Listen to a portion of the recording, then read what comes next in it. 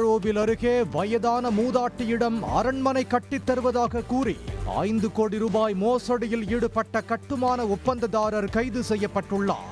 மூதாட்டி கொடுத்த பணத்தில் பொருட்களை வாங்கி அரண்மனைக்கு பயன்படுத்தாமல் வேறு கட்டுமானத்தில் பயன்படுத்தி மோசடி அரங்கேற்றப்பட்டதன் பின்னணி என்ன? விழுப்புரம் மாவட்டம் பொம்மையார்பாளையம் பகுதியைச் சேர்ந்தவர் டேனியல் பெல்னட். இவரின் மனைவி 69 வயது மகதி. இவருக்கு சொந்தமாக ஆரோவில் பகுதியில் உள்ள ஒரு இடத்தில் அரண்மனை கட்டுவதற்காக முடிவு செய்துள்ளார். இதற்காக முதலில் ஒருவரிடம் ஒப்பந்த புள்ளி பெற்று பணியை தொடங்கியுள்ளார். அதில் திருப்தி இல்லாததால் மற்றொரு நபரிடம் ஒப்பந்த புள்ளி பெற்று பணிகளை மேற்கொண்டு வந்துள்ளார்.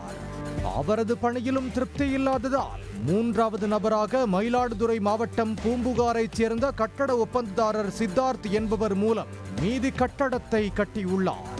அவரிடம் எந்த ஒப்பந்தமும் போடாமல் பணியை மேற்கொண்டு வந்துள்ளார்.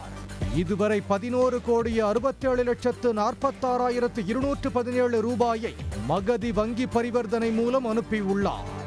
அதில் சித்தார்த் வங்கி கணக்கிற்கு மட்டும் 1,75,96,932 ரூபாயை அனுப்பியுள்ளார்.